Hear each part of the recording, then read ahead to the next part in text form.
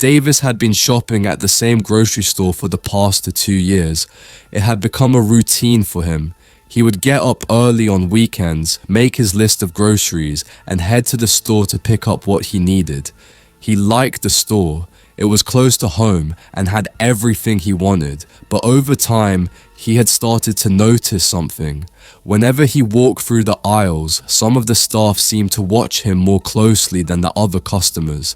At first, he thought it was just his imagination. Maybe they were just busy or focused on their work. A few times, he had caught staff members glancing at him and quickly looking away. It was subtle, but it made him uncomfortable. He brushed it off, telling himself it was nothing. But the feeling never quite went away. It was like a nagging thought in the back of his mind that he couldn't shake. Maybe I'm just being paranoid, he would tell himself as he walked through the store, trying to ignore the feeling of being watched. It's probably just in my head, but today was different. This Saturday morning, Davis was more focused on getting groceries for Janet and their newborn baby than he was on the staff's behavior. Janet had been at the hospital for 2 weeks, and now that she was back home, he wanted to make sure she had everything she needed. He had the list she wrote for him, a few simple items to keep the kitchen stocked for the week. As he entered the store, the familiar bell above the door rang softly. The store was just opening, and the aisles were mostly empty. Davis greeted the cashier at the front with a smile. "Good morning," Davis said. "Morning," the cashier replied with a nod. "How can I help you today?" "Just picking up some groceries," Davis said, holding up the list. "Nothing special." He made his way to the produce section, selecting fruits and vegetables. He picked out some apples, put them in a bag, and then reached for a bunch of bananas. As he turned around, he noticed a young staff member with a name tag that read Tom glancing at him from behind a shelf. Tom quickly looked away when their eyes met, pretending to organize some cans. Davis frowned, but didn't let it bother him too much. He walked to the next aisle, where he saw another employee, an older woman named Linda, glancing at him from the end of the aisle.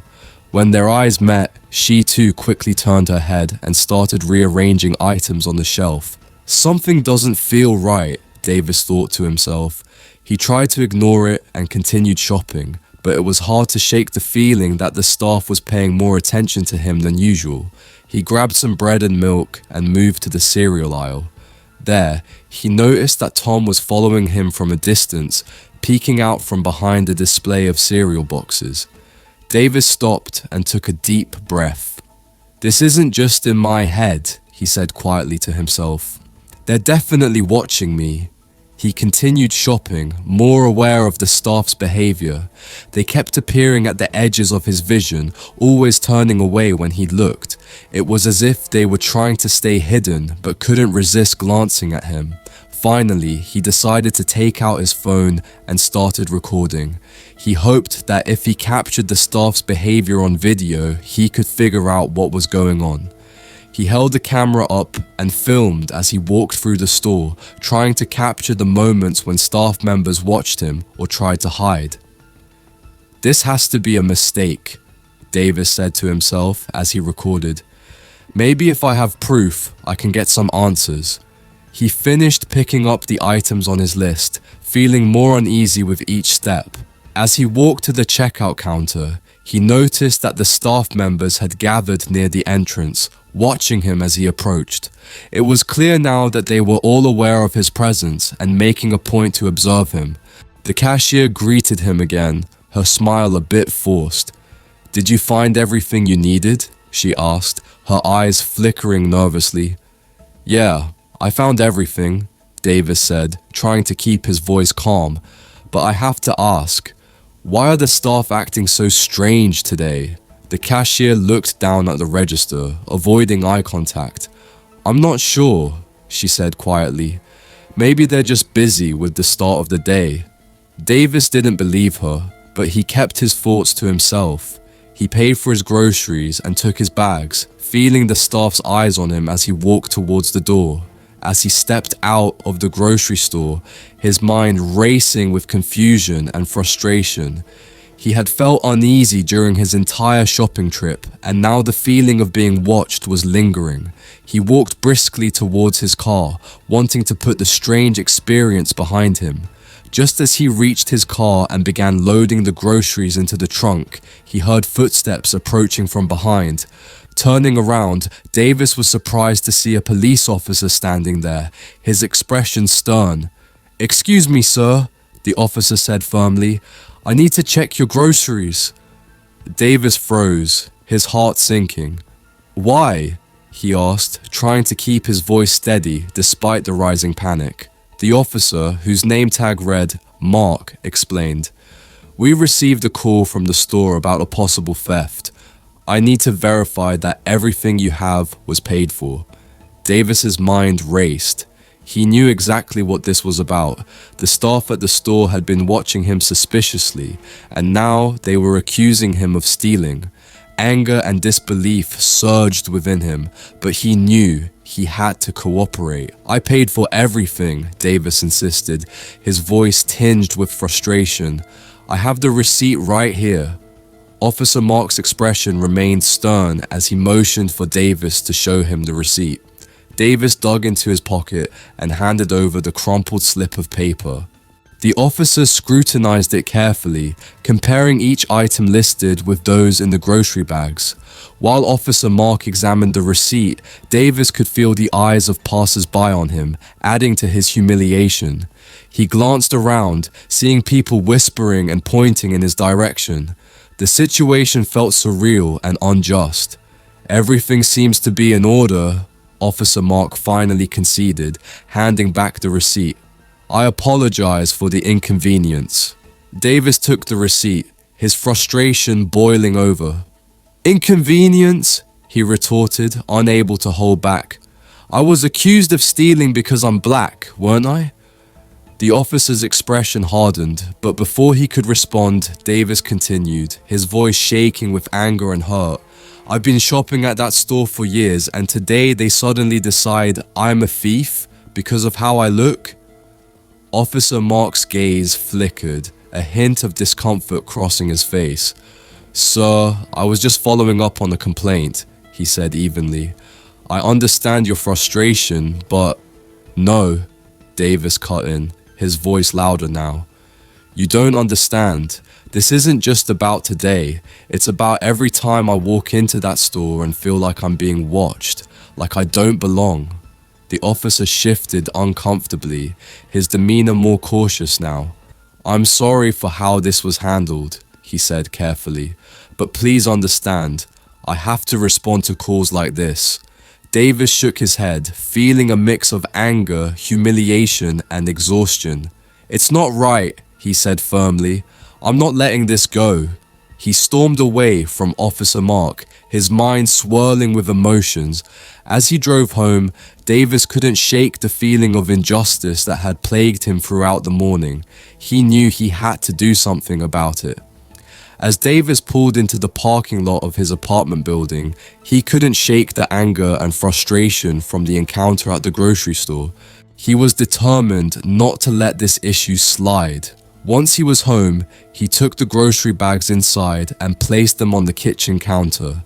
Janet was in the living room with the baby, trying to catch up on some much-needed rest.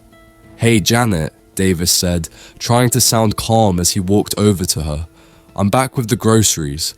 Janet looked up from the baby, her eyes tired but warm. "Thanks, Davis. How was the store?" Davis hesitated for a moment, not wanting to worry her. "It was fine," he said, though his voice betrayed him. "But something weird happened.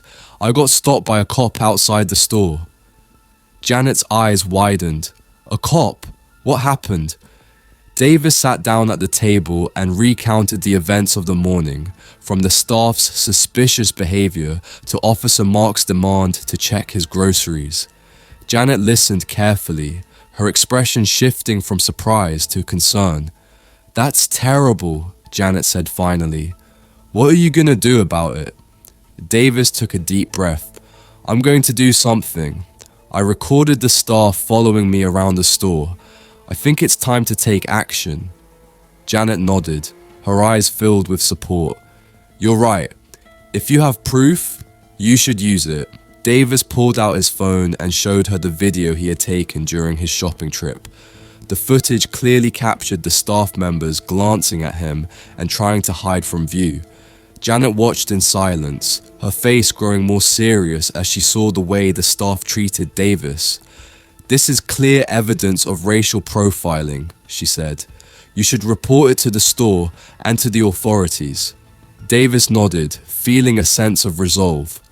"I'm going to write a formal complaint to the store manager and also contact a lawyer about the incident with Officer Mark." Later that day, Davis sat at the kitchen table, drafting a detailed complaint letter to the grocery store. He described his experiences, including the staff's behavior and how Officer Mark had treated him. He attached the video footage as evidence. Once the letter was finished, Davis sent it to the store's corporate office and started looking for a lawyer. He knew that taking legal action was a serious step, but he felt it was necessary. He found a lawyer who specialized in civil rights cases and set up a meeting. The next day, Davis met with the lawyer, a middle-aged man named Richard, who listened intently as Davis explained the events and showed him the video footage. "This is strong evidence of racial profiling," Richard said after reviewing the video. "We can file a formal complaint against the store and seek compensation for the distress you've experienced. We can also pursue a complaint against Officer Mark for his conduct." Davis felt a weight lift off his shoulders as he heard Richard's words. "Thank you, Mr. Richard. I want to hold them accountable for what happened." Richard nodded. "We'll start by drafting a legal complaint and reaching out to the store's management. I'll keep you updated on the process." Feeling a sense of determination, Davis left the lawyer's office with a plan in place. He was ready to take on the fight for justice and make sure that what happened to him did not go unchallenged. Over the next few weeks, Davis focused on gathering more evidence and preparing for legal action.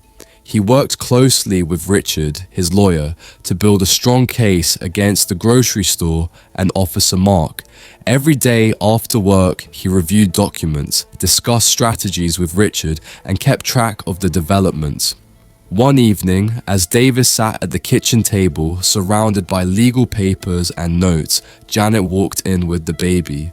She looked tired, but managed a smile as she sat down next to him. "How's the case coming along?" Janet asked, her voice filled with hope. Davis looked up from the papers and sighed. "It's moving forward. Richard thinks we have a strong case, but it's still going to be a long process."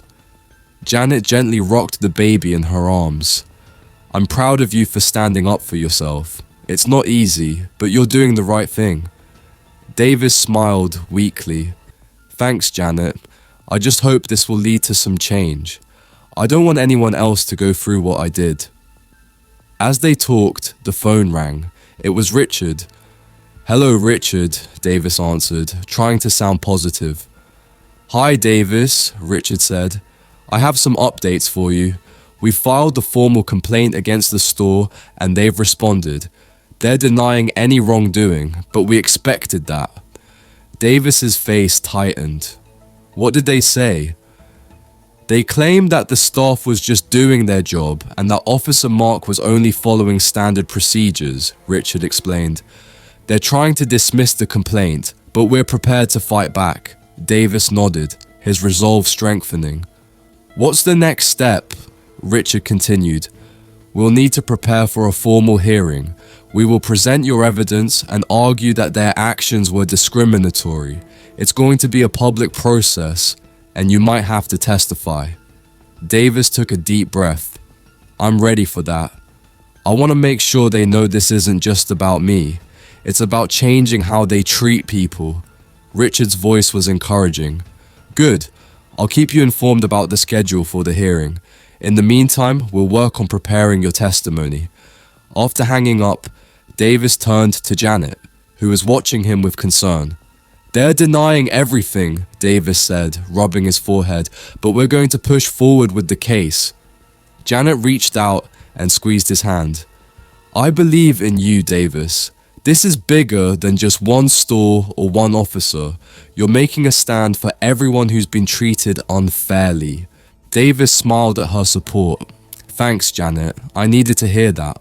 Over the next few weeks, Davis and Richard prepared for the hearing. They reviewed the video evidence, went over Davis's testimony, and discussed strategies for presenting their case. Richard helped Davis practice answering questions and explaining his experiences clearly. One afternoon, Richard stopped by Davis's apartment for a final review before the hearing. "We're almost ready," Richard said, sitting down at the kitchen table. "Let's go over your testimony one more time." Davis nodded, feeling a mix of nerves and determination. "Okay, I'm ready." Richard went over the key points of Davis's story, the way the staff had acted suspiciously towards him, how Officer Mark had treated him unfairly, and the impact it had on him personally. "Remember," Richard said, "you're not just telling your story, you're showing that this was part of a larger pattern of discrimination." Davis took a deep breath. "Got it. I'll focus on making it clear that this isn't just about what happened to me, but about how these actions are wrong." Richard smiled. "Exactly. And if we stay focused and clear, we have a good chance of making our case." As the day of the hearing approached, Davis felt a mix of anxiety and hope. He knew this would be a difficult battle, but he was ready to face it head on. He hoped that his efforts would not only bring justice for himself, but also spark change in the way people were treated. The day of the hearing arrived. Richard, Davis, and Janet walked into the courtroom with Ms. Jenkins representing the store. Richard showed video evidence of the staff following Davis suspiciously, highlighting racial profiling. Davis shared his experience of being followed and accused of theft by Officer Mark. Officer Mark confirmed that there was no evidence of theft after checking Davis's groceries. Richard argued that the staff's actions were discriminatory and Officer Mark mishandled the situation. The judge agreed to review the evidence, leaving the courtroom. 4 weeks after the courtroom hearing, the judge made a decision. Richard, Davis, and Janet met in Richard's office to hear the outcome. Richard started, "I've got some good news. The judge reviewed everything and decided in your favor." Davis felt a mix of relief and nervousness. "What does that mean?" Richard explained, "The store has to pay you compensation for the discrimination you faced. Also, the police department conducted an internal investigation into Officer Mark's conduct. The investigation concluded that the officer's actions were unprofessional and discriminatory. Officer Mark is suspended from his duties for a few months." Janet squeezed Davis's hand. "That's great news." Davis nodded, feeling a sense of justice. "I'm glad we made a difference, but I hope this helps prevent these problems for others." Richard agreed. "It's a big step, but there's still more work to be done to fight discrimination." Later that day, Davis received a formal letter from the store's management confirming the compensation. They also issued an apology to Davis for the way he was treated. Davis and Janet read the letter together, feeling a sense of accomplishment. Davis said, "This has been a tough journey, but I'm proud of what we achieved." Janet smiled. "You stood up for what was right, and that's something to be proud of."